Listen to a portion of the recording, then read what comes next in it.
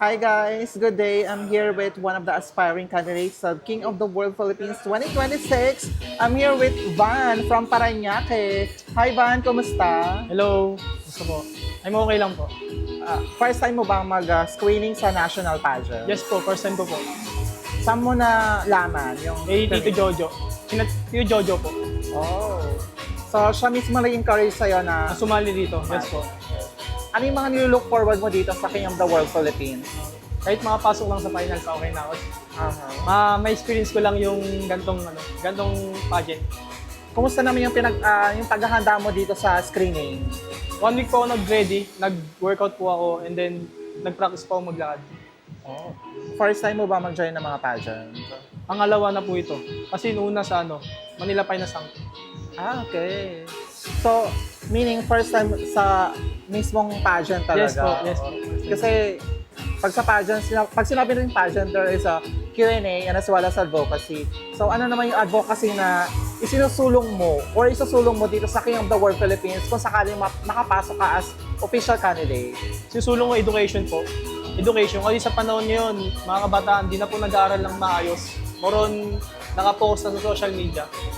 Yun po yung gusto kong isulong para po ma-encourage yung mga kabataan na itapusin yung pag-aaral nila. Yun lang po. Alright. Ilang taon na si Van? I'm 27 years old. 27, Yes, so po. hindi halata mo kang 26 na. Diba? Thank you po. So, saan ka sa Parañaque? Sukat Parañaque, Barangay DF Homes. Oh, okay. If ever na makapasok ka, ano yung mga preparations na paghahandaan mo dito? Siguro yung katawan, tsaka yung pace. Kasi medyo bumaba yung confidence ko kasi pinipimples po ako. Oh. Yun po yung paghahandaan ko po. What's the best thing about joining the pageant para sa'yo? To inspire, tapos may experience na lang po. Yun, yun po yung pinaka-best ko po, kaya sumali po ako dito. Gusto ko lang po may experience. Hindi na po nagangad ng mataas na no. Ano bang meron kay Van na wala sa ibang aspiring candidate? Talented po ako. Talented and masipag po ako sa lahat. Pag gusto ko po yung bagay. What's your talent? Dancing po. Dance. Marami pong talent sa pagsasayaw. Naghahawayan po ako, nagpa-fire dance, nagbe-break dance po. Yun po. For how long you been doing that? Matagal na po akong sumasayaw since 2009. Pero nahinto po ako nung na-injury po ako sa tuhod. 7 years na po ako nahinto pero kaya ko pa naman po. Kaya Kaya naman. Okay. So, if given a chance na makapasok ka sa King of the World Philippines as the official candidate, so, ano yung mga contribution mo na maibabahagi sa organization? Yun po, magiging mabuting ehemplo po ako. Tapos pwede ko rin po silang mag-share ng knowledge about dancing po. Yun po. Yun lang. Alright. Thank you so much, Van. And do you have any social media platform? Facebook lang po, tsaka Instagram. Ano yun? Van Villaro po. Van Villaro po. Facebook, Instagram. So, same lang. Opo, same lang po.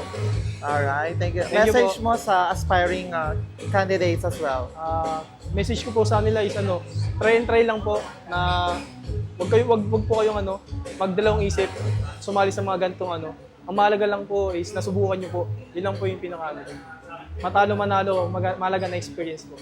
One last question na lang, Van. So, we all know that joining the pageants, pressure pagdating sa sa competition. How do you handle your pressure? Pressures, tinatawanan ko na lang po. Kasi pag iisipin ko pa po yun, mas mape-pressure pa po ako eh. Kumbaga, dinadaan ko na lang po sa tawa. And then chill lang po, yun lang po. Alright. Thank you so much, Van. Thank And you best po. of luck.